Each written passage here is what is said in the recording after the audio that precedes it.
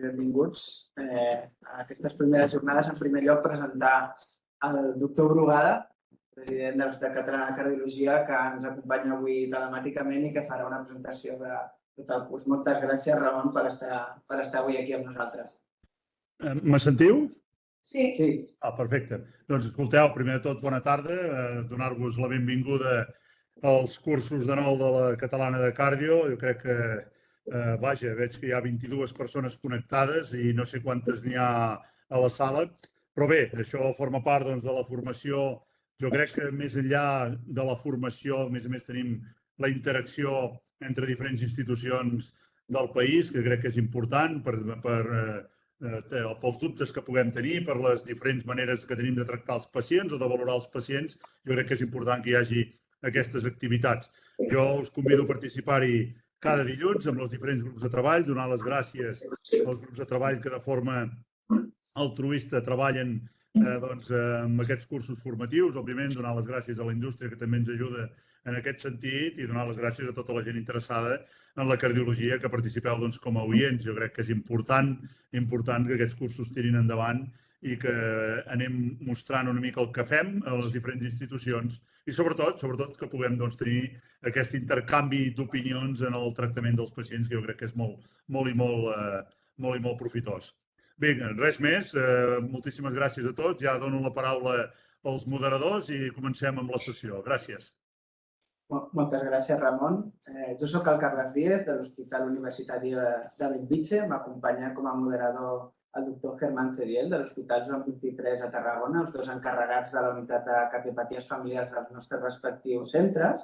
I avui tenim una primera jornada sobre les primeres guies de miocardiopaties. Agrair a la Societat Catalana de Cardiologia que ens hagi posicionat com a la primera sessió, en primer lloc, i que ens doni aquest espai. Penso que clarament posiciona la Societat Catalana de Cardiologia a l'avantguarda del coneixement actual i sense més dilació donarem pas als primers ponents.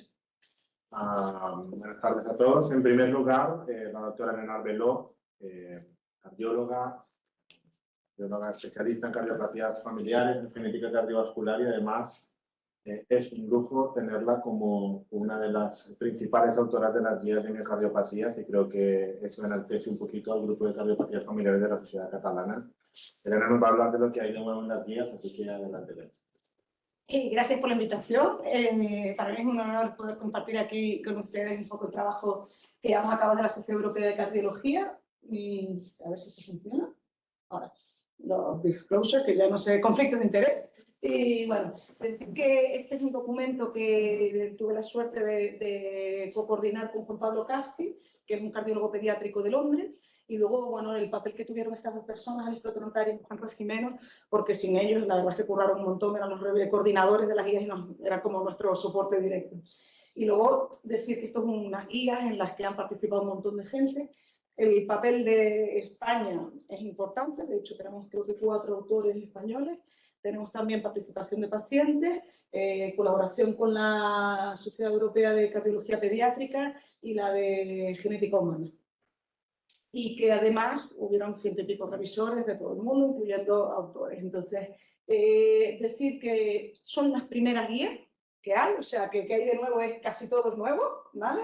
Aunque ustedes que llegan trabajando mucho tiempo el tema de la miocardiopatía saben que llevamos y hay mucho conocimiento generado. Yo creo que este es probablemente lo que hemos conseguido mayor, poner a las miocardiopatías en el foco y para que la gente vea esto como una realidad que necesita pues, un manejo más estandarizado y organizado y seguir unas guías prácticas clínicas como cualquier otra patología.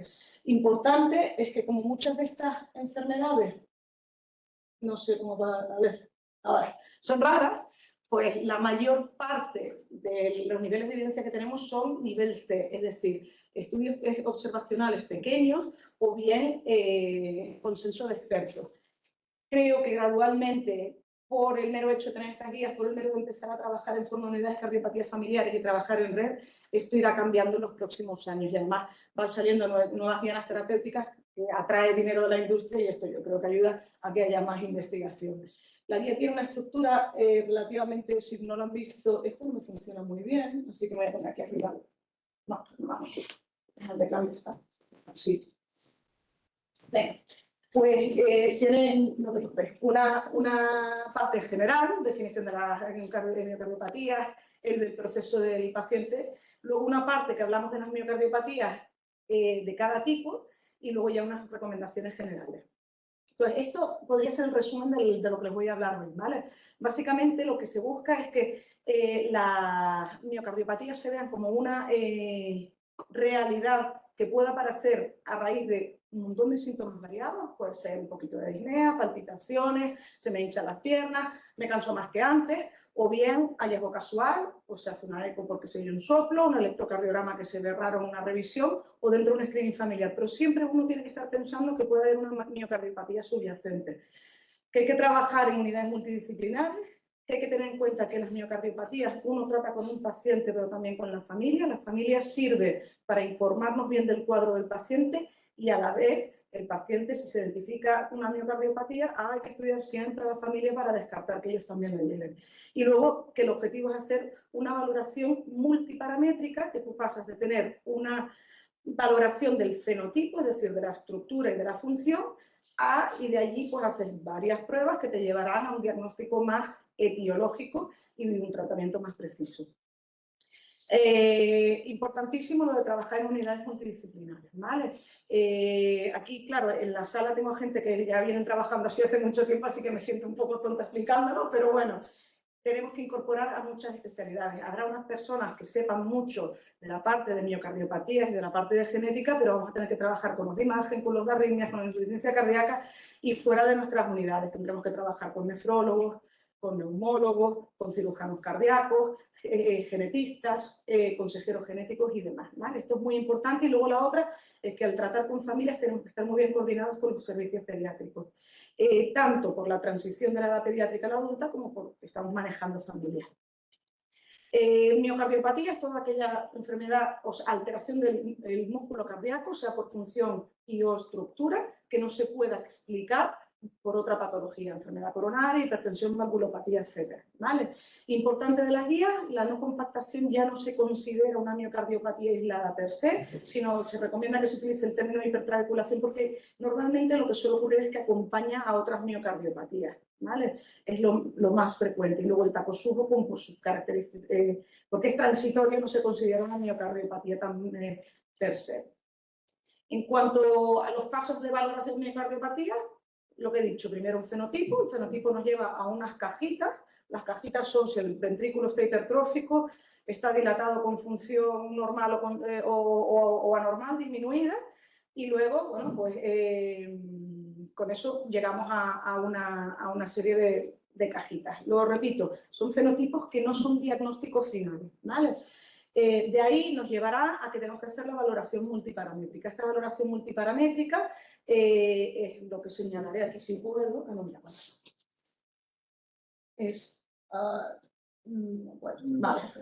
Pues lo de abajo, ¿vale? Que hay que valorar en todos los pacientes un electrocardiograma, la historia familiar, hacer un árbol familiar al menos 3-4 generaciones, hacer un Holter, valorar en historia clínica, la exploración física, si posible afectación extracardíaca, datos de laboratorio y estudio genético, ¿vale? Además, en algunos casos seleccionados se podrá hacer incluso biopsia para ver la anatomía patológica. Las guías describen por cada fenotipo patrones de herencia, signos y síntomas, datos del electrocardiograma y resultados del laboratorio que nos orientarán a unos diagnósticos o subdiagnósticos más específicos. Aquí tienen, por ejemplo, yo qué sé, para dificultades del aprendizaje, si tú tienes un fenotipo hipertrófico, pues tienes que pensar que puede haber subyacente una enfermedad mitocondrial, el síndrome de Luna, una enfermedad de Ano, y así no les pongo todo el rollo de las guías, pero para que sepan que eso lo pueden encontrar ahí. ¿Por qué es importante esto? Porque ya en la exploración física y en la interrogación habrá cosas que veamos muy aparentes, si es ciego o si es sordo, y otras cosas que no se ven tan aparentes, pero que sí nos van a orientar a una posible entidad más concreta, yo que sé, síndrome del túnel carpiano, retraso mental si es ligero no lo puedes detectar, debilidad periférica, muscular periférica, todas estas cosas te orientan a enfermedades concretas con tratamiento específico. Lo mismo el electrocardiograma. TR corto, bloqueo AV, según el fenotipo, pues puede orientarte a una etiología u otra. ¿No? Y esto, pues, miren, si empiezas con la cajita, tienes dos corazones que tú verías ventrículo hipertrófico y ven cómo son dos entidades muy diferentes. Y ya puedes ir orientándolo, pues mirando, por ejemplo, el electrocardiograma. En la amiloidosis cardíaca es frecuente tener arritmias auriculares, pero además tienes bajo voltaje y tienes ondas de pseudonecrosis, mientras que el anilosor Fabry suele tener pues, un PR más corto y los voltajes muy, muy elevados y alteraciones de repolarización. Todo esto te orienta a patologías muy diferentes que solo con la ecografía no habrías llegado, ¿vale? Y esto tiene manejo o tratamiento diferente. Las guías recomiendan una serie de análisis de entrada y luego guiados por los especialistas, pues se pueden hacer otras analíticas adicionales. Y una de las cosas princes para la evaluación de las miocardiopatías son la imagen multimodal. De entrada, todo el mundo va a tener un ecocardiograma, es lo que tenemos a mano y es lo que nos va a ayudar en muchas ocasiones a monitorizar la enfermedad, pero aparte, todos los pacientes, esto, bueno, son ejemplos, esto voy a ir rápido, pero bueno, puedes tener con la ecografía fenotipos muy parecidos con etiologías muy diferentes, ¿vale? Con lo cual, la resonancia toma un papel muy relevante, ¿vale? De tal manera que todo paciente que se diagnostica una miocardiopatía hay que hacerle una resonancia, ¿vale? En un momento basal. Y luego en el seguimiento, ya con clase 2A, hay que valorarlo tanto para estratificación de riesgo periódicamente o bien para monitorizar el tratamiento de determinadas enfermedades, ¿vale? En cuanto a los familiares, es un clase 2A en aquellos que son portadores de una variante causal o causante de enfermedad y clase 2B en aquellos que no tenemos una variante causal. Ya luego podemos discutir por qué fue eso, ¿vale? Y la resonancia va a ayudar mucho, no solo te ayuda a ver mejor cuál es la estructura del corazón, sino además te orienta, según las características, a distintos fenotipos específicos. La otra prueba PRINCE es el estudio genético. El estudio genético, también, por no alargarme, las miocardiopatías pueden tener 3 tipos de patrón de herencia. El más llamativo, más conocido es el monogénico, que entonces tiene una probabilidad, la mayoría están, no todas, son autosómico dominantes, por lo cual un 50% de herencia, pero bueno, hay otra agregación familiar menos densa, que pueden ser tipos de herencia poligénica o incluso esporádica, y en esto pues es agregación de componente genético más ambiente la que te da el fenotipo de la miocardiopatía. En las guías se hicieron una revisión exhaustiva de todos los genes asociados a miocardiopatías y se describe cuáles tienen más evidencias o no por fenotipo. Lo digo por si algún día se encuentran con un paciente con un estudio genético, si quieren pueden ir ahí a revisar. Y el estudio genético también está indicado con una clase 1A en todo paciente diagnosticado una miocardiopatía, porque sirve para el diagnóstico, sirve en muchas ocasiones para establecer pronóstico y además para guiar la terapia. Y en aquellos que quieran tener hijos, pues consejo reproductivo. Vale, en cuanto a familiares, si encontramos una variante patogénica, probablemente patogénica, la indicación de hacer estudio genético en cascada, se llama eso, es clase 1 en adultos y clase 2A, y aquí verán que lo explicamos cómo se debe ofrecer el estudio genético, porque es importante que en los niños se tenga en cuenta un montón de factores, ¿vale? Al final hay que ver preferencias, tipo de enfermedades, cuándo suele debutar, no suele debutar y las implicaciones que eso puede tener. Lo bueno es que si tú tienes un test negativo, al paciente le puedes dar el alta o a la persona le puedes dar el alta, mientras que si es positivo, puedes hacer un seguimiento más personalizado, ¿vale? Y siempre hay que hacerlo con consejo genético. No sé, y tiene que ser una persona preparada para explicar bien antes del estudio y después del estudio cuáles son las implicaciones, después del estudio con los hallazgos, porque es lo que se puede o debe hacer, ¿vale? Las guías luego ya entran en unas recomendaciones de manejo general, no voy a entrar en detalle, pero bueno, esto es todo lo que viene, manejo de insuficiencia cardíaca, de arritmias, etcétera. Resaltaré solo temas de estratificación de riesgo de muerte súbita, siempre que haya disponibles scores de riesgo validados, repito, se recomiendan sobre la utilización de valoración subjetiva de factores de riesgo aislados, y luego estos siempre hay que usarlos teniendo en cuenta la evidencia, obviamente, pero luego además los riesgos competitivos. No es lo mismo tener 30 años y no tener comorbilidades que tener 75 con mucha comorbilidad, y luego, por supuesto, preferencias del paciente, cultura, religión, etcétera, ¿vale? Luego, todos los que trabajan en estas enfermedades ya saben que el componente psicológico es muy grande, ¿vale? Entonces, todo paciente con miocardiopatía clase 1 tiene que ofrecérsele un apoyo psicológico, ¿vale? Y además a los familiares, a las personas que han sobrevivido a una muerte súbita y o a los familiares de alguien que se le ha muerto súbitamente, ¿vale? Y luego, en general, clase 2A, a las familias, o sea, ya no haya habido muerte súbita, pero que no hayan sido diagnosticados, pero la familia en global. Es decir, es muy importante el componente psicológico. En cuanto al screening de familiares, bueno, pues si hay estudio genético, ya lo hemos dicho, es relativamente sencillo. Si no hay estudio genético o ya hay una variante de significado incierto, hay que hacer una valoración clínica, integrar la información. Si estás diagnosticado, pues sigues el algoritmo de la enfermedad. Si no estás diagnosticado, pues hay que valorar periódicamente, que no entramos en las guías en un punto de corte específico y ya lo discutiremos también por qué, pero bueno, básicamente es porque no hay evidencia para decir uno u otro. ¿Vale? Intentaré ir muy rápido en manejo específico por temas de tiempo, ¿vale? Podeu tancar la finestreta aquesta de dalt, que si no ens tapa amb el ratolí. Vale. Aquí, perfecte. Miocardiopatía hipertrófica. Miocardiopatía hipertrófica es la única que sí que había unas guías previas que estaban en 2014, entonces lo que hacen estas guías es actualizar la información que teníamos disponible de las guías de 2014.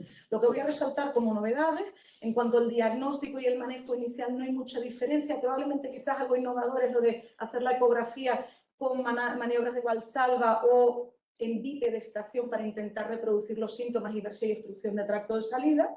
Luego aquí no veo bien. Bueno, hablamos de los síntomas, de cómo manejarlos, pero bueno, es similar a las guías previas, ¿vale? Lo que sí es una novedad son los inhibidores de la miosina cardíaca, ¿vale? Que esto es, bueno, a raíz de los estudios más recientes que hay, creo que se habla con un poquito más detalle en las presentaciones posteriores, pero bueno, aparecen aquí en las guías por primera vez como tratamiento de segunda línea, es decir, primero se intenta beta-bloqueantes, bueno, aquellos que no toleran beta-bloqueantes, los calcioantagonistas, y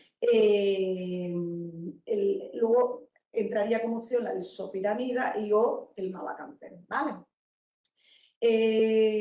Bueno, pasamos. Luego, en cuanto a las terapias de reducción septal, se hacen en aquellos que han fracasado la terapia médica. Y entonces, solo resaltar que se favorece la miectomía septal en aquellos que hay una indicación quirúrgica adicional y se puede intentar o considerar la terapia de miectomía septal en estadios más tempranos si tienen factores de riesgo como los que resaltan aquí: insuficiencia mitral moderada severa, dilatación auricular o dilatación auricular severa, ¿vale? Estratificación de riesgo no cambia, está el score de riesgo y además ha aparecido ahora un score de riesgo validado para niños y bueno, básicamente las recomendaciones son parecidas. La única diferencia, bueno, esto ya estaba en las guías anteriores, juraría, que los aneurismas apicales no son indicación de implante per se, hay que utilizar el score. Y lo que sí entra como nuevos factores de riesgo para considerar un DAI, pero como 2 veces, es decir, una opción, es tanto el realce tardío extenso, con un punto de corte del 15%, o la disfunción ventricular, fracción de eyección menor del 50%. En cuanto a miocardiopatía dilatada, diferencias con respecto a guías previas de insuficiencia cardíaca, son en aquellos rangos de fracción de eyección en prevención primaria entre el 35%, bueno, por encima del 35%, menos del 35%, pues igual que las guías de arritmias ventriculares y de insuficiencia cardíaca, indicación no SAM. Más del 35% se considerarán si tiene un genotipo de riesgo y los factores de riesgo clínicos. Si tiene ambos, sería una indicación de implante de DAI2A. Si tiene uno o lo otro, sería 2 veces, puede considerar el implante, ¿vale? Que esto es lo que representa esta figura. Factores clínicos son realce, síncope arritmogénico y el síncope arritmogénico aumentado, ¿vale? Y las guías salen una tablita donde explican cuáles son los fenotipos de alto riesgo, aquellos que tienen calculadoras de riesgo. Aquí en la desmoplaquina ya lo presentarán, pero bueno, ha salido desde las guías hasta ahora otra que está pendiente de validar, y de ahí ya está. La no dilatada, no entrar en detalles, porque la no dilatada es un fenotipo nuevo que es simplemente para que recoja todas aquellas miocardiopatías que han empezado a aparecer porque en la resonancia hay cicatriz en el ventrículo izquierdo. El ventrículo no está dilatado, puede tener disfunción o no tenerla, pero lo que se ve sobre todo son cicatrices en el ventrículo izquierdo. Entonces, esto puede tener etiologías muy diferentes. genes subyacentes diferentes que tendrán un manejo y un pronóstico diferente. Por eso lo de crear esta nueva cajita, pero realmente para llevarles a hacer estudios genéticos, Holter y demás para caracterizar bien esta enfermedad. Y el manejo es parecido al de la miocardiopatía dilatada. La ritmogénica, básicamente el tratamiento de entrada de beta-bloqueante para tratar arritmias, la flecainida y amiodarona son alternativas en caso de no controlarse y luego en centros de experiencia la ablación con catéter. Y la estratificación de riesgo será de dos formas, o bien con la calculadora que se publicó en 2019 o bien teniendo en cuenta los factores de riesgo que son síncope, taquicardia ventricular, eyección de ventrículo derecho e izquierdo disminuida o inducibilidad de taquicardia ventricular monomórfica sostenida. Ya acabo porque en restrictiva no hay ninguna poquita recomendación, es muy rara y hay muy pocas evidencias, pero bueno, hay alguna recomendación y hay un apartado entero en que hablamos de las miocardiopatías sindrómicas y metabólicas que no entraré en detalle aquí. Igual que del Anderson-Fabry y amiloidosis cardíaca, ¿vale?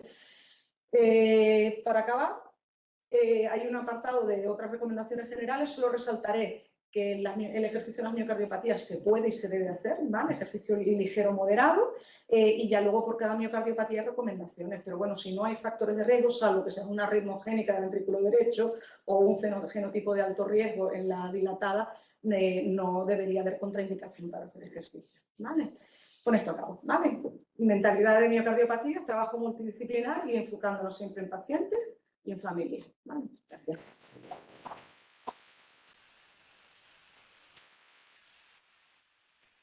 Pues moltes gràcies, Helena, per l'esforç de síntesi, perquè ara seguirem una mica punt per punt repassant els diferents punts que ha deixat anar l'Helena.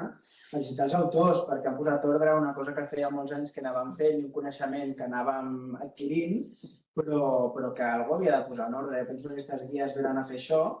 Insistim molt en el fet que el diagnòstic es fa al final, agrupant una imatge multimodal, agrupant l'electro, agrupant la genètica, on la família és al centre de tot, moltes vegades, per arribar a aquest diagnòstic, i que cal humanès disciplinària i recolzar-nos a tot. Hem parlat de genetistes, psicòlegs, els companys d'imatge. Això ens ha d'ajudar a arribar a un maneig específic, que arriba fins i tot a l'estratificació pronòstica, que jo penso que això és on la genètica i el fenotip ens està donant més rendiment a tots. I una mica hem establert aquesta sessió intentant anar posant els petits punts a totes les coses que ha deixat l'Helena, així en un moment. I el primer que ens parlarà de les conseqüències que té tot això que ens ha explicat l'Helena és el Fernando de Frutos, company meu a Bellvitge, que ens dirà una mica que això, com ho fem i què ens implica, i així anirem fent amb la resta de ponents. Així que, Fernando, quan vulguis. Bona tarda i moltes gràcies a la Societat Catalana de Cardiologia per convidar-me per fer aquesta xerrada. Jo amb el permís dels moderadors he canviat el títol, perquè era quines conseqüències ens portarà, però com que ja ha passat un any, quines conseqüències ens ha portat. Més que aquest any han canviat moltes coses. Jo crec que el més important de les guies, per mi, com ja ho ha comentat la doctora Arbelo, és una mica això que he explicat, que ha fet un exercici de difusió d'aquest coneixement que ja estava recollit abans en consensos o petits estudis observacionals i que la Societat Europea de Cardiologia ha sigut molt valenta de fer aquestes guies i de fer una mica difusió més enllà dels nostres petits cercles. Una mica com a comparació de la pel·lícula de Dune. Dune és un llibre que es va escriure fa 50 anys i que era un llibre de culte dintre d'espais molt petits, que li agrada muntar la ciència-ficció, però fa molt poquet van fer una pel·lícula amb molts diners, bons actors, van apostar per això i en aquest cas les guies han fet una mica el mateix, que han agafat aquesta llei i l'han fet molt extensa, però en lloc de contractar el Denis Villeneuve han contractat portar-les. Era un pressupost Llavors, jo crec que des del meu punt de vista, i jo crec que el Carles està d'acord amb això, és que jo a Bellvitge hem rebut un augment exponencial de les derivacions. No tinc la data exacta, però crec que aquest any hem augmentat un 70% la població de visites de la consulta de miocardiopaties, particularment, i això és una bola de neu que està creixent. Sobretot jo crec que per les noves recomanacions de l'estudi genètic a la microangiopatia dilatada, que a dia d'avui sembla que és una peça clau per decidir la implantació de la prevenció primària. Jo tinc la sensació que les unitats de cardiopaties familiars estan dimensionades per estructures una mica d'abans, de malalties rares, de centres molt de referència, i amb aquesta nova onada, qualsevol consulta de cardiologia general té un malalt, de cada 10 o de cada 15, té alguna cardiopatia potencialment hereditària i haurem de veure com gestionem això, que després a les preguntes, si voleu, ho comentem. I aquest és un abstract que es presentarà al pròxim congrés de la Societat Espanyola de Cardiologia el 24, però que l'abstract ja està penjat i que a mi em va cridar moltíssim l'atenció. És una d'aquestes conseqüències d'aquest increment exponencial dels estudis genètics. És que la rentabilitat de l'estudi genètic a les miocardiopaties en general està baixant. Aquest és un report que publiquen els companys del Virgen del Rocío, i es veu clarament com hi ha un increment d'any tras any dels nous estudis genètics i com es fan més estudis genètics de cas índex i com la rentabilitat baixa. En la seva experiència, la rentabilitat ara de l'estudi genètic de la miocardiopatia hipertròfica, que sempre habitualment dèiem que era del 50%, en el seu centre a dia d'avui està al voltant del 20%. I nosaltres a Bellvitge també estem tenint aquesta sensació. Veig que no funciona molt bé, però no passa així. Llavors, aquesta és una pregunta molt oberta. Nosaltres hem sigut durant molts anys molt predicadors de que s'havia de fer estudis genètics a tothom. Ara ens ha agafat l'onada de que tothom vol estudis genètics i estem trobant una rentabilitat que està baixant molt. Llavors, faig aquesta pregunta oberta, i si s'ho ha de replantejar. Hi ha dos scores, un de la hipertròfica i un altre de la dilatada, per valorar la rentabilitat de l'estudi genètic. Jo vull dir, quan es va fer el del Madrid Disseny Score estava a Porta de Hierro i vaig veure com es cuinava i la gent de Porta de Hierro insisteix molt que això no hauria de ser restrictiu, sinó que són unes recomanacions que tu hauries de valorar segons la disponibilitat que tens, però jo plantejo si ho haurem de revalorar en el futur. L'altra diapositiva és que això que ens està passant i que cada vegada diagnostiquem casos més amples és que estem trobant un nou espectre de qualsevol malaltia. Nosaltres ara trobem malalts amb troncaments a desmoplaquina que s'han diagnosticat que amb 70 anys, cap cas de mort sobtada de la família i perquè tenen una banda de reals tarda subeticardi, febi normaloide i això és una que fa 20 anys probablement no es diagnosticava. I això és molt important perquè probablement tota l'evidència en la que s'han creat les noves guies i tot el que fem està basat en cohorts de malalts que no són els que estem diagnosticant ara mateix. I també una pregunta oberta serà si aquests cohorts que s'han fet amb cohorts històriques seran igual d'útils als nous casos que estem diagnosticant ara mateix. Una part molt important que jo crec que és clau d'aquestes noves guies és el d'imprevenció primària de la miocardiopatia dilatada. Realment, si ho pensem, el 2021 les guies d'insuficiència cardíaca crec que no parlaven pràcticament gens, crec que només l'alamina. El 2022 ja les guies de mort sobtada ja ficaven l'escore de l'alamina específicament a l'algoritme i després que s'havia de tenir en compte els gens del risc i després en les noves guies de miocardiopaties del 2023 és quasi el contrari. Com que primer s'ha d'avaluar el gen, si és un gen del risc hi ha uns predictors específics i si no hi ha un gen del risc s'han d'avaluar altres factors. Sí que és veritat que, tot i que això ha sigut un avanç molt important en aquests 2 anys, sí que tinc la sensació que aquesta dicotomització entre gens d'alt risc i de baix risc, la veritat és que de vegades és una mica difícil. Per exemple, el BAG3, que és un gen que s'associa a molta fibrosis i que nosaltres a Bellvitge tenim unes famílies amb una càrrega d'arrítmies i molt sobtada important, és veritat que potser no té el mateix risc que el tenen 43, però tampoc sé si BAG3 és un gen de baix risc. Jo crec que el que estem anant és, com molt bé ha comentat la doctora Vela, calculadores específiques per gens, com aquesta que s'ha publicat aquest estiu al European Heart Journal, que té els seus criteris específics i que jo crec que estem anant cap a això. Funciona. I ja per finalitzar una mica, també el que ha comentat la doctora Albero, que jo crec que és molt, molt important aquestes guies, això de la cardiomiopatia mindset, que també li dic les ulleres de les miocardiopaties. Jo sempre que tinc algun resident o algun fellow, li dic que ho penso, que el principal de les consultes de famílies en miocardiopaties és fer un bon diagnòstic. Al final, després el seguiment clínic hi ha casos una mica especials, però el seguiment clínic de molt d'aquests malalts no és massa difícil, el que és molt difícil és fer un bon diagnòstic, no? Per això t'has de posar les ulleres de miocardiopaties i buscar la causa, no? I això, com bé han explicat, tenim moltes eines, tenim ressonància magnètica a l'abast, tenim estudis genètics també a l'abast, tenim PET, tenim PET-ressonància, tenim moltes proves per fer un diagnòstic curós. Llavors, un cas que he portat de la nostra consulta de Bellvitge, que és aquest cas, que un home que ens va vindre, 47 anys, Venezuela, en principi només hipertens i obès, i que té un diagnòstic de dilatada isquèmica el 2021 en context d'una insuficiència cardíaca aguda en un hospitalari, però sense lesions, ressonància magnètica amb disfunció molt important, sobretot de l'ventricle esquerre, i unes reals tardades amb captació en patró no isquèmic i un miocardi que una mica dispers per tot arreu. Se'ns encén la llumeta de Venezuela de manera exams, que és negatiu, i a la història familiar hi ha cosetes, sobretot el pare i l'avi patern van morir per mort sobtada als 68-70, però a la família no hi havia cap altre cas a una edat jove. En aquest cas, jo crec que tothom li hagués demanat un estudi genètic, i a l'estudi genètic trobem això, una variant sense titina, que en principi no quadra, no li donem massa importància, i sí que és veritat, demanem, tenia també una variant sense DMD, que en principi és una variant sense, tampoc li donaríem massa importància a priori, perquè fem una búsqueda ràpida i en principi els predictors no són massa dolents, no li donaria massa importància. Llavors, en principi, aquest seria un cas de dilatada isquèmica, estudi genètic negatiu.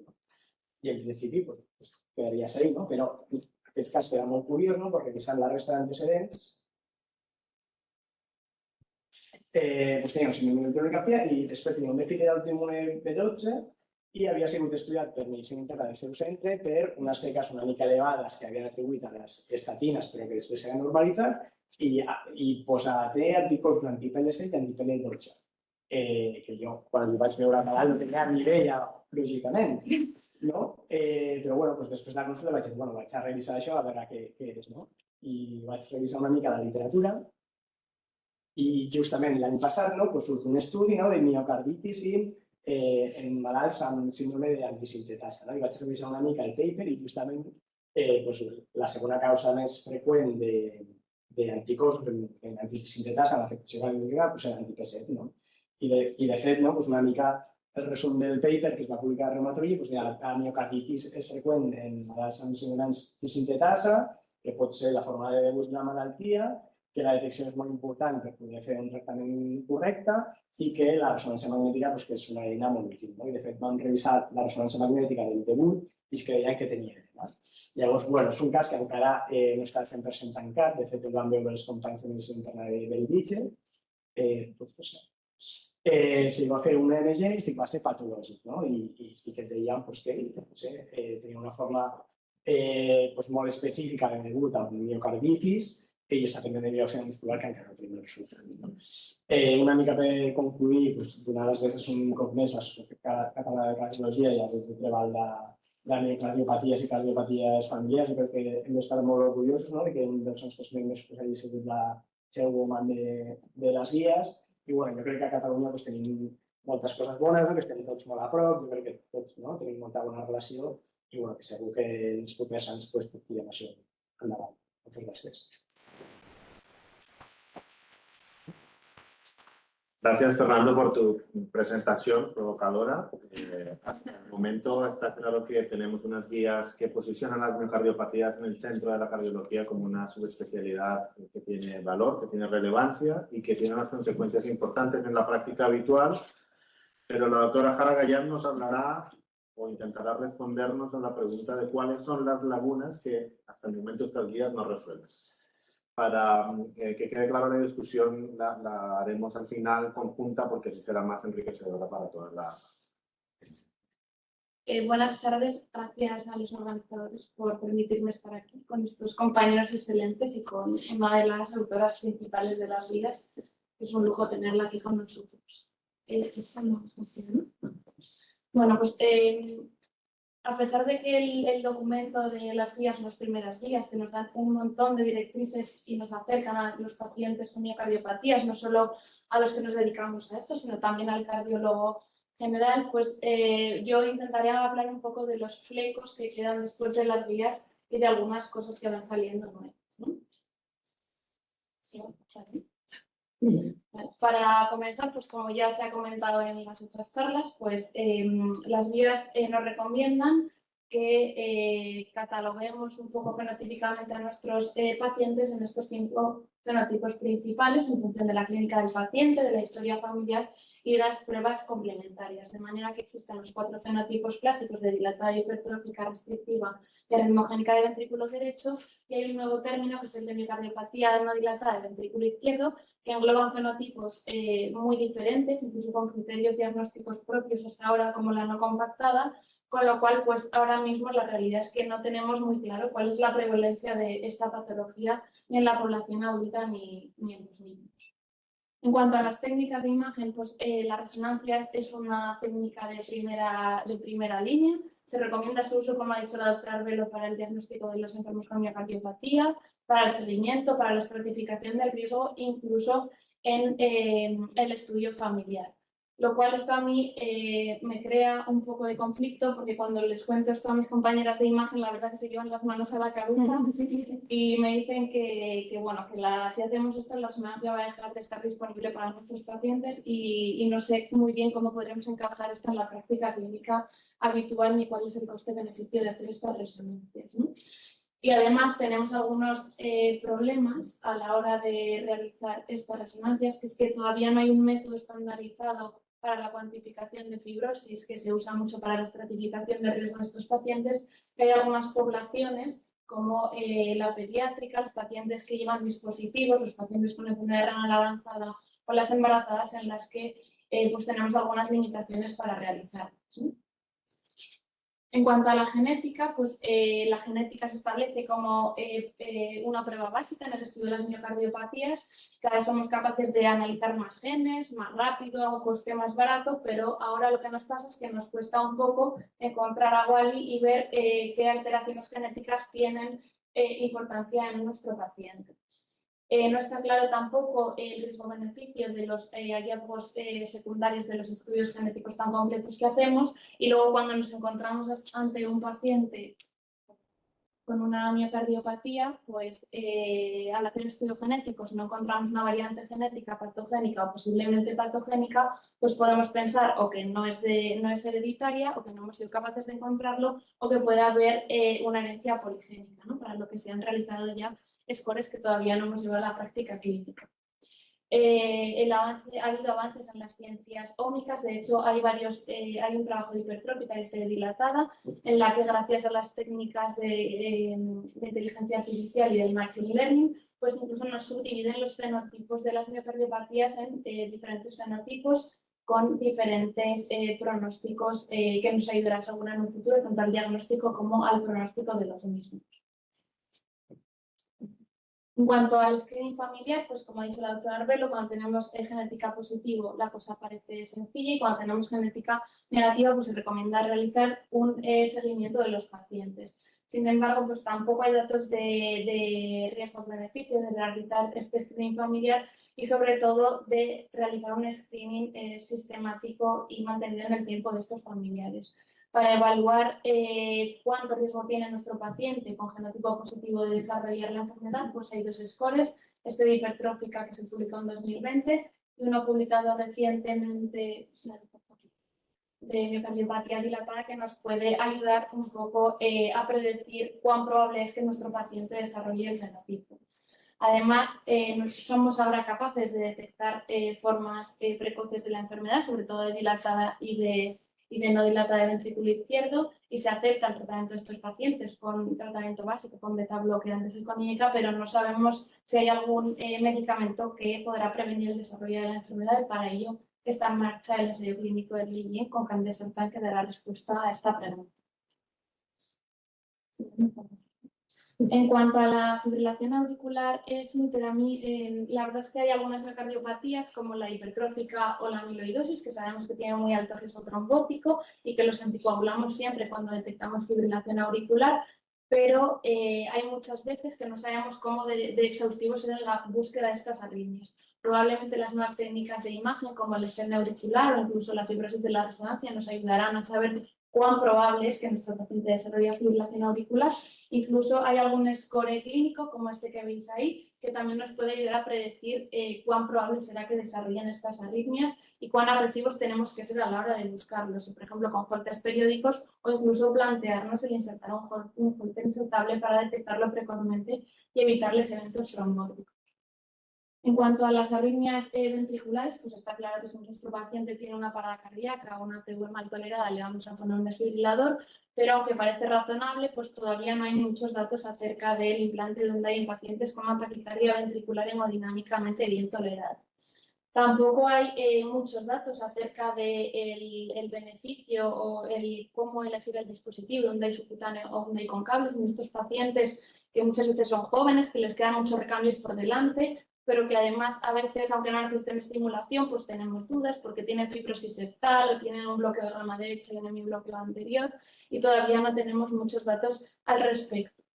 Y por último, pues tampoco tenemos, aunque parece una alternativa razonable, las nuevas técnicas de estimulación fisiológica, pues todavía no sabemos si serán útiles para prevenir el desarrollo de una miocardiopatía inducida por marcapasos en pacientes con PVI preservada y con alto PVI imprevisto. Ya pasando a fenotipos específicos, pues en la hipertrófica entran, como ya se ha comentado, los inhibidores de la miosina TPasa, con una recomendación 2A el uso del mavacamten en pacientes que siguen sintomáticos con beta-bloqueantes y calciantagonistas, y ya tenemos un nuevo fármaco cuyo ensayo clínico se publicó recientemente, que es el aficamten, que es igualmente efectivo en cuanto al endpoint primario, que es de capacidad de ejercicio con consumo de oxígeno, y que es igualmente muy eficaz al reducir el gradiente obstructivo, mejorar la clase funcional y la calidad de vida. Y además parece que tiene unas peculiaridades farmacocinéticas que lo hacen muy atractivo, dado que se puede alcanzar la dosis objetivo más rápido y rápidamente reversible y no interacciona de forma significativa con el citocromo P450. Sin embargo, en estos fármacos pues todavía hay algunas cuestiones por responder. No tenemos todavía datos de eventos clínicos, ni por ejemplo reducción de muerte súbita, y tampoco sabemos qué pasará con ellos a largo plazo. No hay datos en población pediátrica. Parece que todavía tenemos que afinar algo, qué pacientes van a beneficiar y cuáles no, porque hay un pequeño porcentaje de pacientes en los ensayos clínicos que no responden al tratamiento y no tenemos datos de costo-efectividad. Y tampoco hemos respondido a la pregunta de si serán eficaces en la absorción medioventricular y de si serán eficaces en monoterapia y en la hipertrófica no obstructiva. Cuando a la estratificación de riesgo, pues se recomienda la calculadora de riesgo, y en pacientes de bajo riesgo tener en cuenta la FEB y el refractario de gadolinea.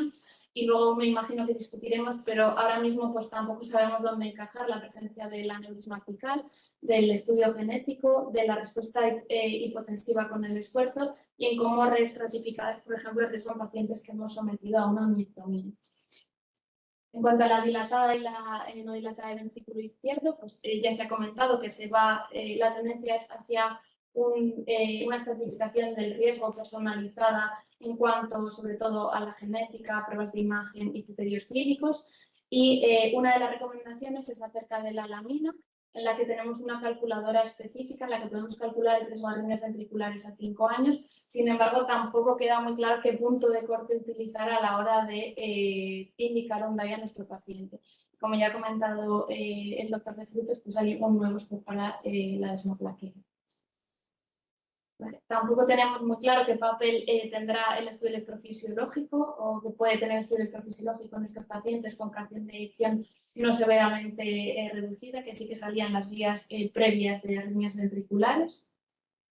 En cuanto a la amiloidosis, la verdad que las vías son bastante breves y nos recomiendan pues, la sospecha y el estudio diagnóstico en pacientes con hipertrofia ventricular o aumento del espesor parietal y alguna de las red flags que conocemos, y yo creo que quizá estos criterios son un poco laxos y se viene también la avalancha de pacientes con sospecha de amiloidosis. En este sentido, quizá puede ser de utilidad el score AMILO-T, que está realizado por un grupo español, en el que, teniendo en cuenta 5 factores muy básicos, nos calcula la probabilidad de que nuestro paciente tenga una amiloidosis. Yo creo que es especialmente interesante en los pacientes que tienen muy baja probabilidad, dado que el valor predictivo negativo pues, es bastante alto. Y en cuanto al tratamiento de esta enfermedad, pues ya hemos comenzado por fin a tratar a nuestros pacientes con tafamidis, sobre todo en clase funcional E2 y con amiloidosis wild type, un fármaco con beneficio pronóstico muy importante, pero yo creo que todavía nos queda un poco por definir el momento en el que dar estos tratamientos, ¿no? Quizá queda por saber si en estadios preclínicos va a ser igualmente eficaz para frenar el desarrollo de la enfermedad y si tiene mucho sentido darlo en estadios avanzados, por ejemplo, en pacientes en clase funcional 3. Buenas noticias en el campo de la amiloidosis. Ya tenemos datos del vutrisiran que se publicaron recientemente, en el que también ha demostrado reducir la mortalidad y eventos de insuficiencia cardíaca, sobre todo en enfermos también en clase 2 y con amiloidosis wild type. Y tiene pinta de que próximamente ya no solo vamos a ser capaces de inhibir la síntesis y el depósito de la amiloide, sino que también seremos capaces de retirar el amiloide del tejido miocárdico, pero todavía tendremos que esperar porque estamos ante el último ensayo, fue todavía fase 1 de esta molécula con anticuerpo publicado por el doctor Paviev. Se echa de menos en las guías, bajo mi punto de vista, un apartado específico de miocarditis y miocardiopatía inflamatoria, dado que sabemos que puede ser la primera manifestación de una enfermedad, de una miocardiopatía, incluso de una miocardiopatía hereditaria, dado que hasta el 20% de los pacientes tienen estudio genético positivo, siendo este porcentaje más elevado en casos graves y con historia familiar. Y en este sentido, el último documento europeos de hace 10 años, y se ha publicado recientemente en la Revista Española de Cardiología este documento de consenso, que yo creo que es muy sencillo y puede ser muy útil en la práctica clínica, en el que hay un algoritmo diagnóstico e incluso recomendaciones específicas de cuándo hacer un estudio genético. Y ya para terminar, pues yo creo que todavía nos queda mucho por aprender del comportamiento de las miocardiopatías en las mujeres embarazadas y en qué tratamiento podemos darles, ¿no? En este sentido, pues, se ha publicado recientemente este estudio en la Revista Española de Cardiología, en el que evaluaron pacientes con miocardiopatía dilatada y portadores de genes de dilatada que todavía no tenían fenotipos, y lo que han observado es que realmente los eventos cardíacos durante el embarazo pues, son frecuentes y también lo son en pacientes que todavía no han desarrollado el gen. Por tanto, yo creo que estamos ante un momento histórico en el campo de las miocardiopatías, pero que, como hemos visto, pues todavía hay un largo recorrido por hacer.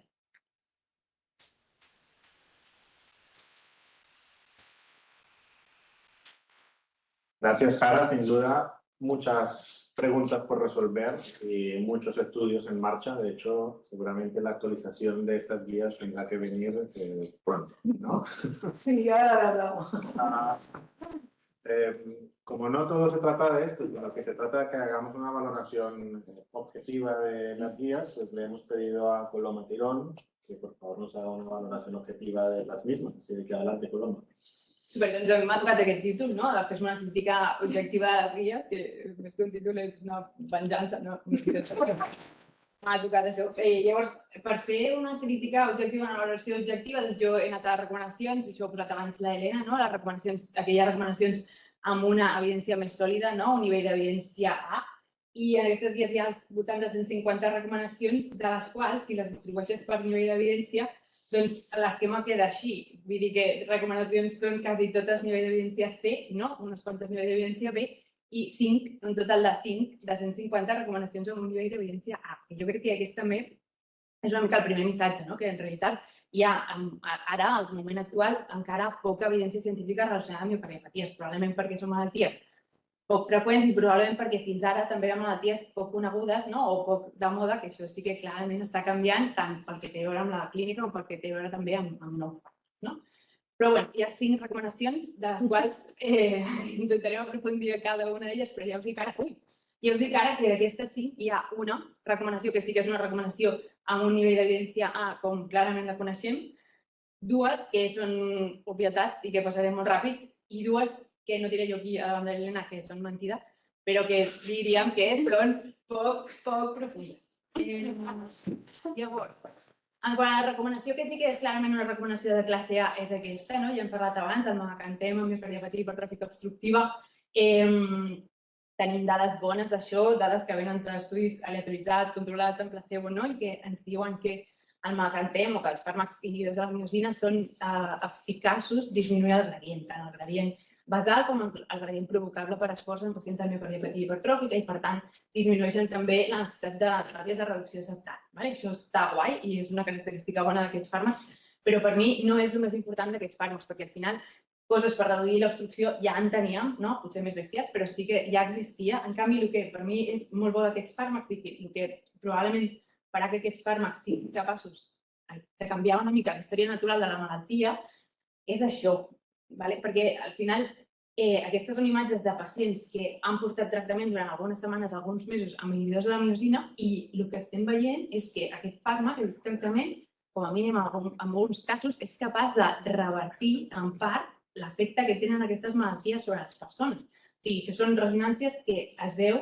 que en 30 setmanes de tractament hi ha disminució de la massa ventricular, disminució del gruix del septe, disminució del tamany de l'aurícula. I mireu l'electrocardiograma inicial, l'electrocardiograma posttractament. Estem veient que aquestes persones, no sé si es pot dir que s'estan curant, però clarament estem tenint un impacte sobre la seva malaltia. Que jo crec que això també, que un fàrmac dissenyat pensant en la fisiopatologia de la malaltia estigui donant uns resultats bons, en aquesta època també una mica de la barra lliure de la empaglifosina, que no sabem molt bé com funciona, però resulta que li donen totes, que algo que està dissenyat per una cosa funcioni molt bé per aquesta cosa, jo crec que és bona notícia.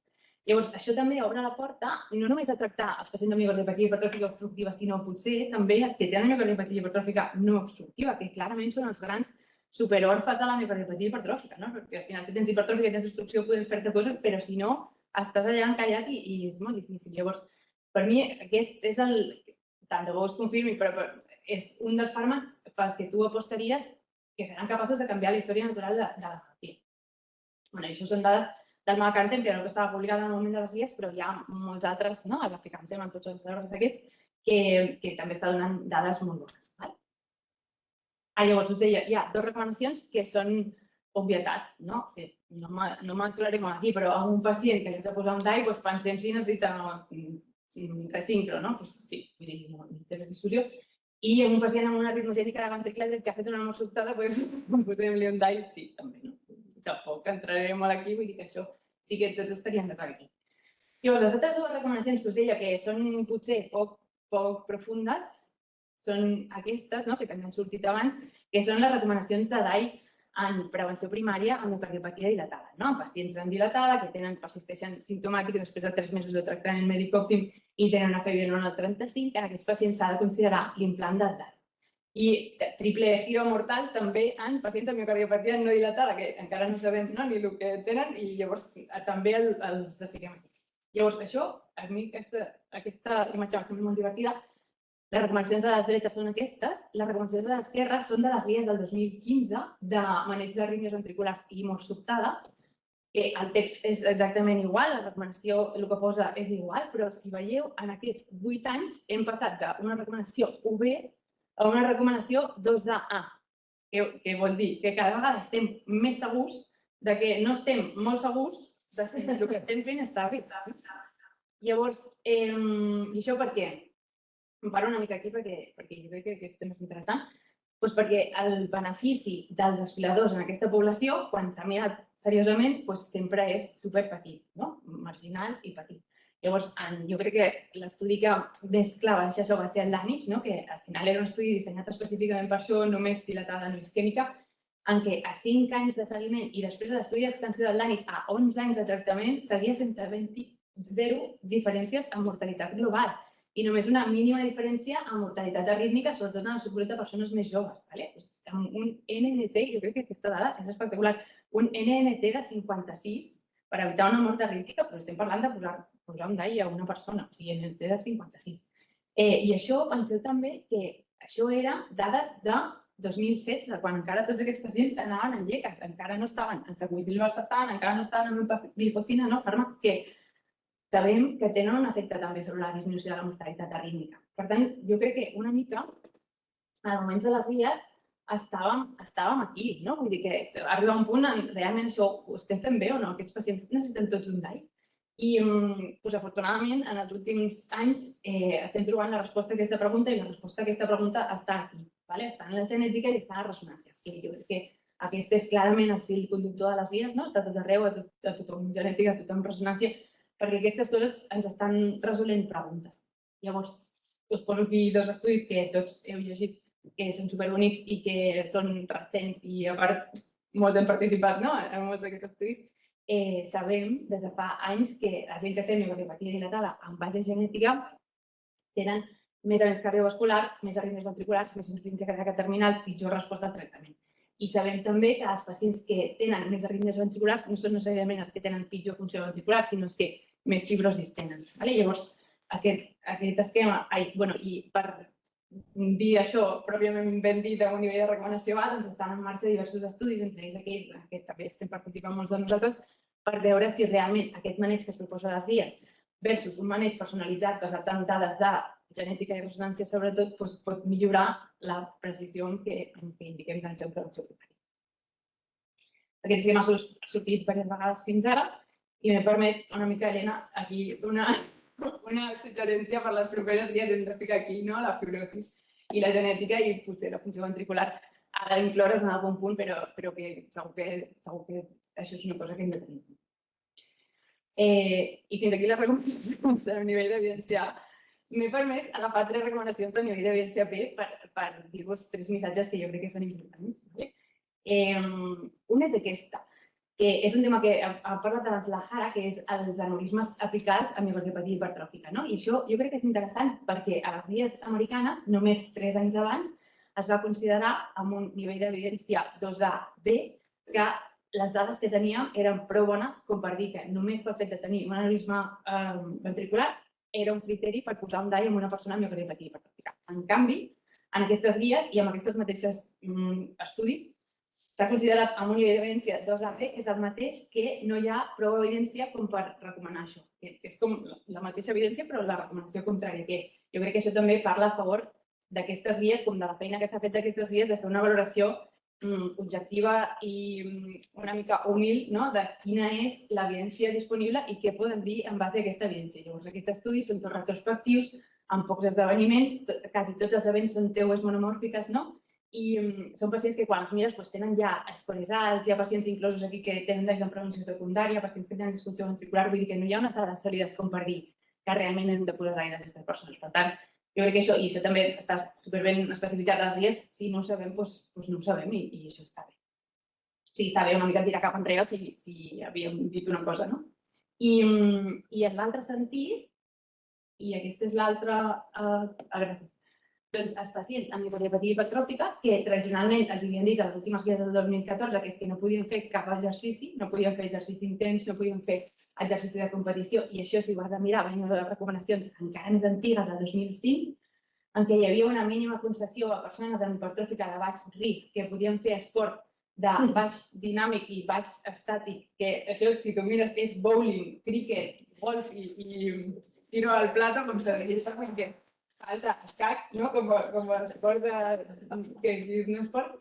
Doncs llavors això, que ara sí que també han passat 10 anys i tenim registres en vida real de persones que han estat fent esport amb miocardiopàtia hipertròfica, doncs sabem que en persones de baix risc, amb un fenotip no sever, que no tenen obstrucció i que no tenen arrítmies ventriculars induïdes per esforç, doncs és segur fer esport, i que segurament és més beneficiós per a ells que facin esport i anar fent els controls que no prohibir a tothom que faci esport. Això és una altra cosa bona que estem aprenent, o sigui, potser estàvem fent coses que no eren i podem avançar.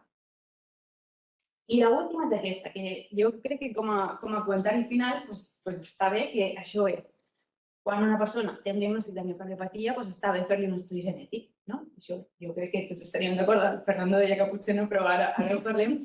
Jo crec que clarament sí, i això està bé perquè ens permet fer un diagnòstic precís, i si un noi de 17 anys amb palpitacions, fibrosi superbicàrdica en anell, aquest electrocardiograma feo i un pare molt sobtada té un troncament d'esmoplatina, doncs home, això ens agrada.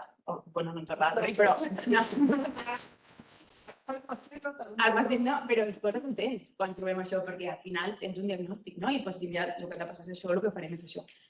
Però això ens posa contents a nosaltres, però passa poc, no? Perquè passa entre el 30 i el 60% de les vegades, però la meitat de les persones no trobem això. I de la mateixa manera, quan tens un pacient, quan tens un pacient que té una variant patogènica o probablement patogènica d'estudi genètic, doncs, òbviament, hem d'estudiar els seus familiars i saber si són portadors o no. Perquè el que ens agrada és això, ens agrada això. Malalties monogèniques, herència autosòmica dominant, quan atança completa, això és el que ens agrada. Però això tampoc és el que passa, perquè la vida real no és així. Jo crec que això el que ens diu no és que hem de deixar els estudis genètics i hem de deixar de mirar les famílies, sinó que probablement hem de sortir de la nostra zona de confort i començar a pensar en altres coses que fins ara no hem tingut en compte, com són la susceptibilitat als factors ambientals, per exemple, les infeccions o altres factors ambientals, l'efecte modulador de variants genètiques comunes, no tan dolentes, però que potser tenen efecte xisomat, o fins i tot de malalties amb herència poligènica. I ja està. Llavors, poca evidència encara, però això està per venir. Ojo amb els inhibidors de la miosina, que jo crec que això pot ser molt interessant. Ojo amb la indicació personalitzada del DAI en prevenció primària en dilatada, no dilatada. I una mica això, que hi ha moltes coses per fer i un camí que sembla apassionant. Ja està.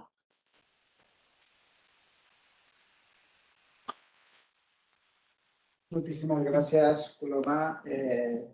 Has deixat clar que eres la persona indicada. Estic molt content perquè he d'agrair a tots els ponents perquè han sigut unes presentacions meravelloses. M'ho he passat molt bé com a bon cafetero de les miocardiopaties, com tots em coneixeu, i espero que tota la resta de companys que estan aquí al públic o que estan online també ho hagin gaudit tant com nosaltres. Si teniu preguntes, és el moment de fer-les, o si no, hem d'aprofitar que tenim uns ponents espectaculars. No sé, Germán, si hi ha hagut alguna pregunta que... De momento ninguna, pero seguramente para... Bueno, Fernando quiere hacer... Y yo quería hacer luego algún comentario. Muy buenas todas las presentaciones, por lo cual... Si voleu, aprovechar para comentar que estamos en petit comité. O sea, la discusión de que se excluía el término... De que se excluía el término miocardiopatía no compactada, ¿no? Que en las guías es como muy contundente. Hubo mucho consenso, porque es un término que hay gente que aún... Sí, o sea, yo ahora... La verdad es que decir que las presentaciones han sido maravillosas. Me han encantado, me pasó muy bien y han sacado temas que se han discutido en profundidad durante los 2 años que se desarrollaron las guías, ¿vale? Entonces, ahora intentaré acordarme de porque han sido muchas cosas, pero de las fundamentales para contarles por qué ha salido así y no de otra manera, ¿vale? Lo de la no compactada se revisó toda la evidencia. Y si bien es verdad que puede haber de manera muy aislada alguna familia en que solo encuentres compactación, lo cierto es que la mayoría es una dilatada que no tiene no compactación o suelen ser rasgos fenotípicos que se asocian a alguna otra miocardiopatía. De hecho, dentro de los autores de las guías hay gente que su carrera profesional la ha hecho en no compactada y ellos estaban de acuerdo en cargarse el término, ¿vale? O sea, que en eso hubo bastante consenso. Por ejemplo, para acordarme cosas, DAI fracción de eyección, ¿vale? Intentamos en un momento dado plantear la revolución, ¿vale? Que era pasar de la fracción de eyección, pero veníamos de unas guías de 2022 de apéndices ventriculares en que todavía era la fracción de eyección y demás.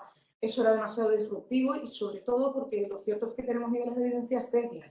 Entonces no puedes hacer una rotura de la forma de trabajar de toda la sociedad cardiológica y más con las primeras guías que salen las guías de ser algo que se trataba en unas torres de marfil por gente súper especializada y que ahora lo que buscan es que realmente todo el mundo se implique en diagnosticar miocardiopatías y en general el manejo de las miocardiopatías no complejas se pueden hacer una cardiología general, no hace falta que venga tu preocupación de que no se apure la pero claro, entonces no se podía ser tan disruptivo y más con los niveles de... Pau, anem a sopar. Pau, anem a sopar.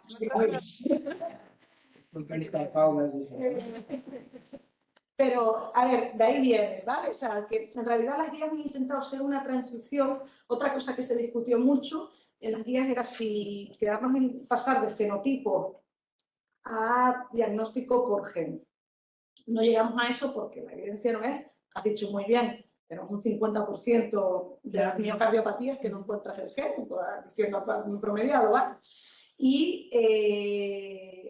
el paciente cuando te viene por la clínica, te viene por el fenotipo, no te va a venir con el gen hecho. Ahora estamos, hay un super consenso mundial de miocardiopatías arritmogénicas, si pasarlas a por genital, eso no es viable. A día de hoy, tú te viene el paciente con una clínica, tú ves cómo está el corazón, dilatado, funciona, no sé qué, no sé cuánto, y a partir de ahí tú haces todos los estudios. Entonces, las guías intentan ser una transición hacia algo más, pero siendo un poco respetuosos con la herencia histórica y luego la práctica clínica habitual. O sea, de ahí venimos más o menos.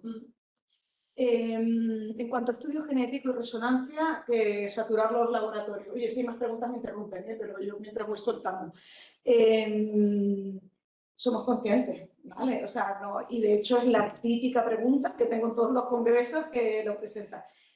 Esto ya hay que individualizar dependiendo de tu contexto social. Nosotros hemos tenido los DOAC desde 2010 en las guías, o 2012, como primera línea de tratamiento de FA, y este año, el año pasado, fue cuando lo aceptaron para tratamiento de pacientes con FA en nuestro país. Las realidades son diferentes y tendremos que adaptar. Es posible que la adaptación de las guías aquí sea utilizar el Madrid Score, por ejemplo, ¿vale? O sea, que eso sí que tendremos que adaptarlo, pero lo cierto es que si tú tuvieras un poco de barra libre, evidentemente esto habrá que analizarlo, ¿eh? O sea, yo tengo a mi hijo, le diagnostico con 18 años una miocardiopatía dilatada, yo creo que para un estudio genético, ¿vale? O sea, que igual se ha malinterpretado.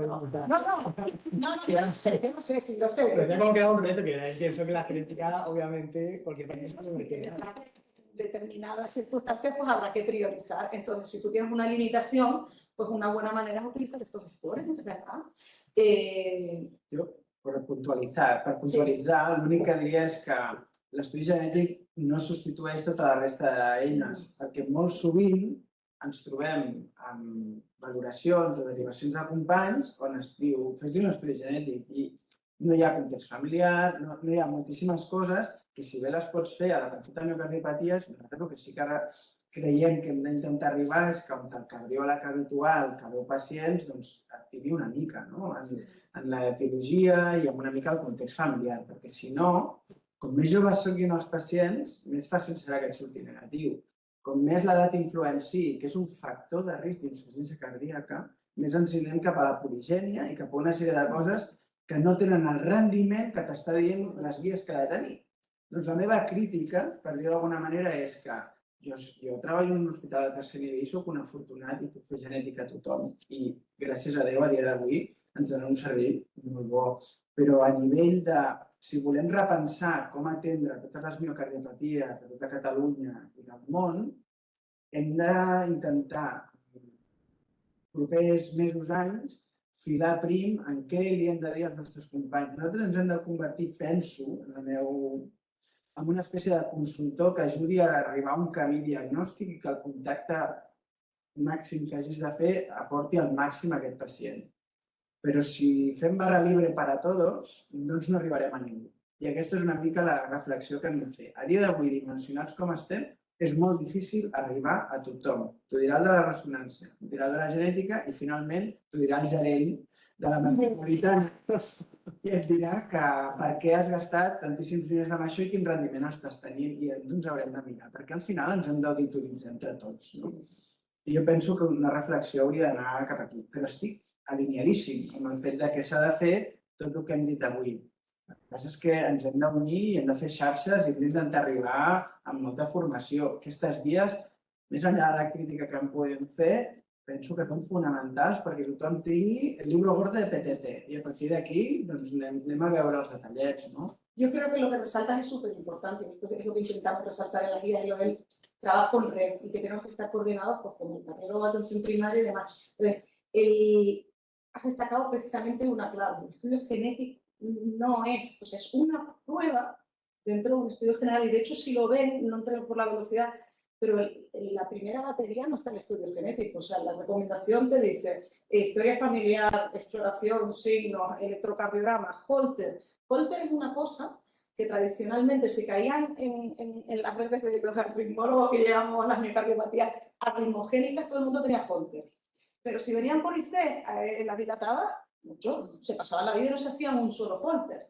En la hipertrófica, a veces por eso que venía en el score de tener T1 sostenidas, dice, pues de vez en cuando hacen algo Holter. El Holter es fundamental. Toda miocardiopatía puede ser arritmogénica. O sea, parte de hecho, una de las discusiones, y esto son internas, se llegó a discutir quitar la palabra arritmogénica a la arritmogénica ventrículo derecho. Precisamente no por nada, sino porque todas las miocardiopatías pueden ser arritmogénicas. Lo que pasa es que hay un lobby muy fuerte de tal, entonces, bueno, tampoco fuimos disruptivos. Pero un tema fundamental es que esto es una integración de la información y luego la otra que hay que trabajar multidisciplinaria en red. Entonces, aquí en Cataluña somos unos privilegiados. Todavía no tenemos la CHUEC de cardiovascular, pero teóricamente se pone en marcha este año. Entonces, eso lo que te dice es que todo el mundo va a poder estar viendo a estos pacientes y tener un acceso sencillo, que a lo mejor el paciente ni se tiene que desplazar, pero tendrá un centro de referencia con el que puede consultar los casos complejos, las dudas. Y entonces, ahí yo creo que podemos llegar a muchos más pacientes y optimizar mucho mejor también los procesos. Hay un tema que se aborda en la sesión que es muy interesante y es escoger de forma correcta el paciente que es tributario de un DAI en prevención primaria en la miocardiopatía dilatada de etiología no isquémica, ¿no? Que es lo que tradicionalmente conocemos. Pero si ya a veces no es fácil elegir de forma correcta a ese paciente, tampoco es fácil, y se mencionó, escoger al paciente que realmente es tributario de un DAI subcutáneo. Porque siempre nos queda la duda de a quién o quién es el tributario de estimulación en el futuro. Javier Cantalapiedra hace una pregunta de si en nuestros centros está extendido el uso del DAI subcutáneo en pacientes con miocardiopatía en prevención primaria. No sé si queréis comentar en cada centro cómo lo tenéis esto regularizado.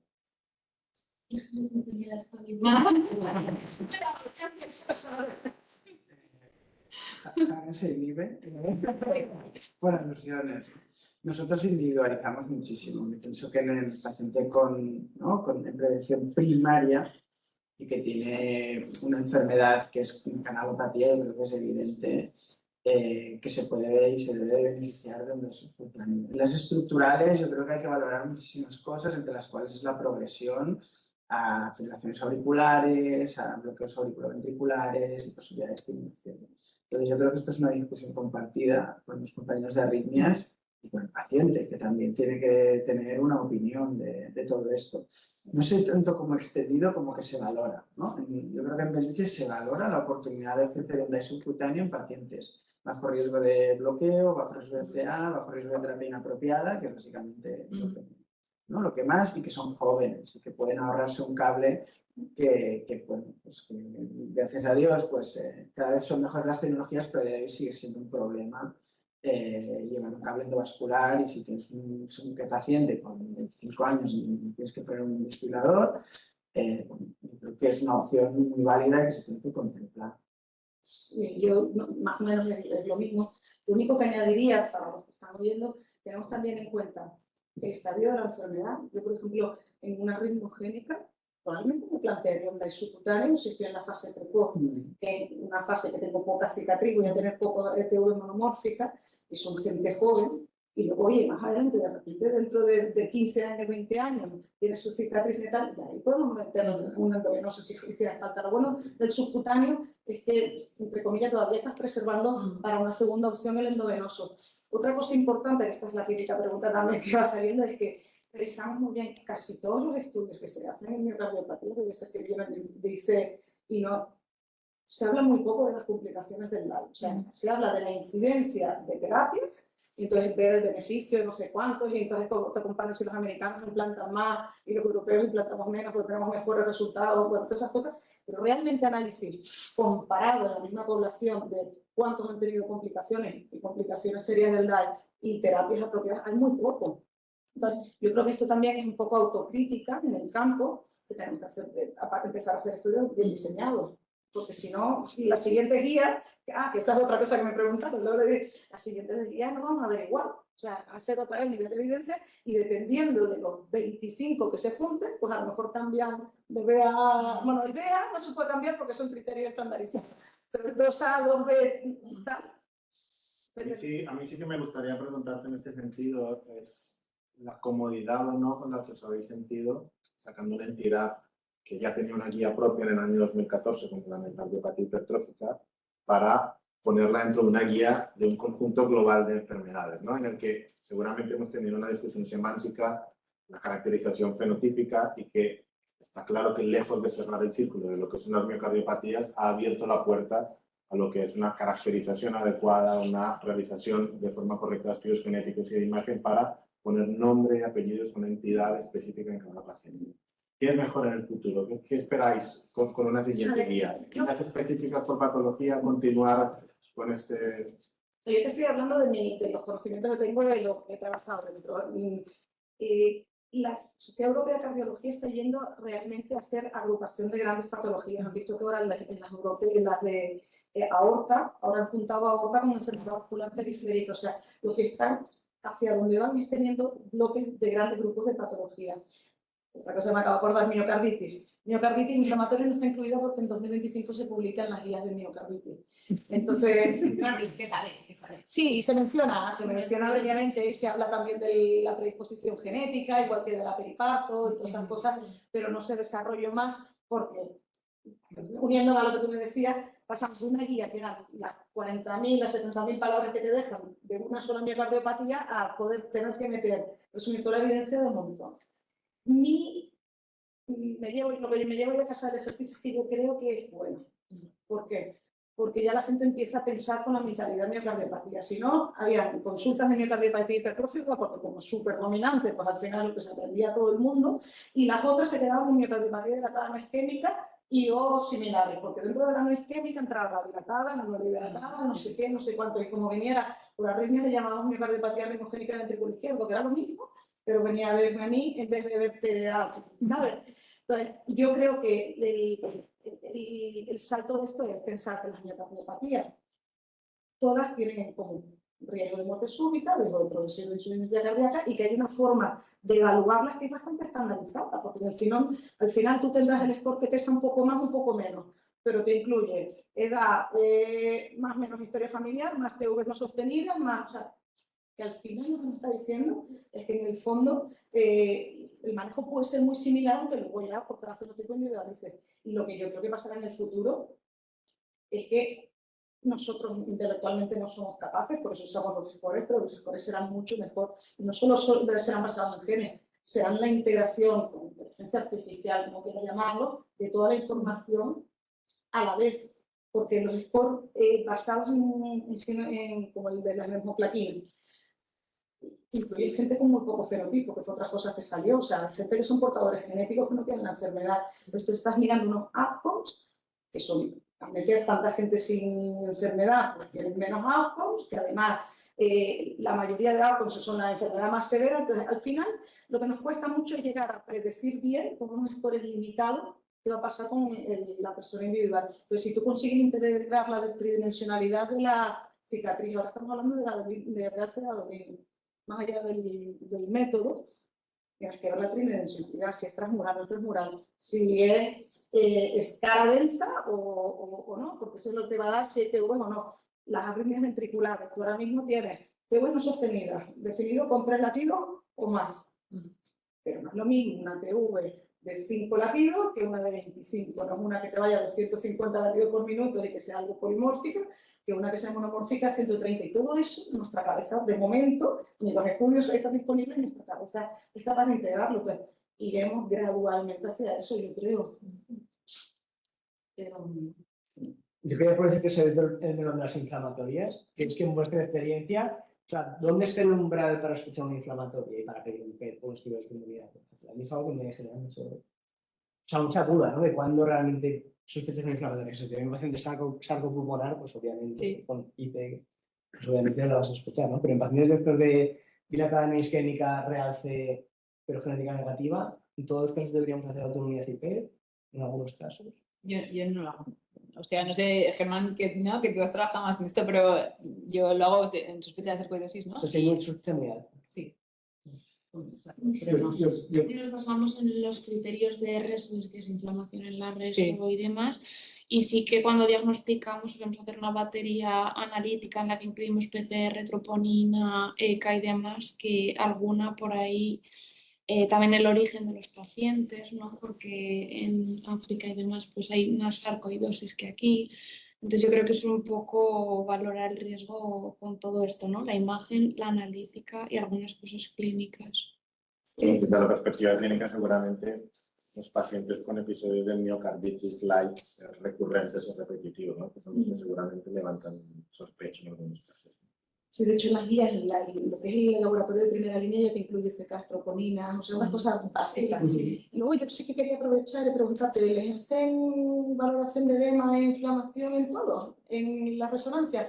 Porque a mí lo que me pasa muchas veces es que pido la resonancia y no me lo hacen, porque aumenta el protocolo, no sé si 20 minutos o no sé cuánto, entonces, no, es verdad, no, si no todo es sorpresas con esto, ¿eh? Por eso te digo, yo estaba por meterlo sistemático, pero se resisten los de imagen. Alguna paciente, por ejemplo, con hipertrófica, diagnosticada hipertrófica, acabó en una sarco, o sea, Claro. sí, nos hemos llevado sorpresas con esto, la verdad. Sobre todo, hacemos si hay sospecha por troponina o por ECA alta, eso sí, nosotros tenemos mi protocolo también. De hecho, me quiero recordar que te pedí hace un montón de años qué protocolo tenías estandarizado y creo que lo hacemos casi igual. Sí. Para retos que son enfermedades episódicas, ¿no? Que te puede venir alguien con una miocardiopatía dilatada y cierta fibrosis que no tiene agregación familiar porque el fenotipo es muy escaso en familiares muchas veces. Y dices, bueno, ¿y si ha sido y si ha tenido un brote? Pues wait and see, ¿no? O sea, tendrás que ver si lo hace, porque le puedes hacer la batería que tú quieras, que en ese momento no hay inflamación, ¿no? Sí. Entonces, escoger un momento es importante, pero hacerle a todo ese Dios que entre por la consulta una batería de inflamatorias, quiero decir, hay que tenerlo en la cabeza. Sí, pero yo me estoy más autoinmunidad y a temas de esto, sí, eso, ya está. No. Luego, la otra que podemos sacar aquí es cuando hacemos un estudio genético en miocarditis. Nosotros en el hospital lo revisamos hace poco y en la guía general, porque yo estoy de acuerdo, esto se puede decir, no es secreto, que estoy de coordinadora de la revisión de las guías de miocarditis, ¿vale? Entonces, eso vendrá en el futuro. Pero bueno, por ejemplo, lo que sí puedo contar es, por ejemplo, del hospital lo que estamos haciendo.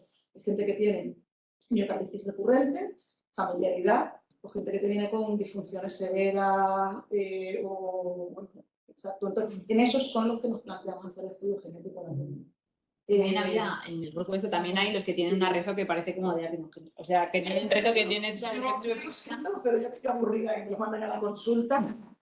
Yo no sé, los de radiólogos son muy optimistas cuando dicen que creen que esto es una arritmogénica o esto es una miocarditis. Yo teniendo estudios... No, yo creo cuando sales de la miocarditis, la fase aguda de la miocarditis, ¿no? Si persiste... Sí, claro. Pero si tú ves, sí, pero te persiste, porque no es miocarditis, que luego, o sea, yo estoy desde que te persiste la fibrosis, que estoy en la familia y no hay nadie más, y que ellos hubieran curado con una arritmogénica. No veo progresión, no veo gen, no veo nada. O sea, que creo que tenemos que aprender mucho aquí y discutir mucho también los métodos que utiliza Pero mira, una cosa bonita es que de la RESO tú también puedes predecir un poco la rentabilidad del estudio genético en función de la morfología, la distribución de la fibrosis, y eso también tiene mayor o menor rentabilidad del estudio genético, con lo cual hay maneras de priorizar ahora mismo, ¿no? Sí, es la distribución también del real, ¿no? Sí. Pues yo creo que es una discusión que nos podría mantener entretenidos durante horas y horas y no terminaríamos, sobre todo los que estamos metidos en este mundillo de las miocardiopatías, de los que nos gusta y nos apetece entrar de forma profunda en ello. Daros las gracias por estar aquí a los ponentes, a quienes habéis venido de forma presencial a la sala y a quienes estáis conectados de forma remota, también hacer una invitación a que aumentemos la asistencia y la convocatoria en las próximas sesiones de la sociedad. El primer lunes de cada mes nos ofrece un programa variado en el que podemos estar en actualización académica continua. Muchas gracias a todos. No sé, Carlos, agradecerles a la Societat Catalana de Cardiologia por habernos permitido este espacio i haver començat aquestes noves jornades d'aquesta temporada i res, ens veiem la setmana vinent. Moltes gràcies a tots. Sí.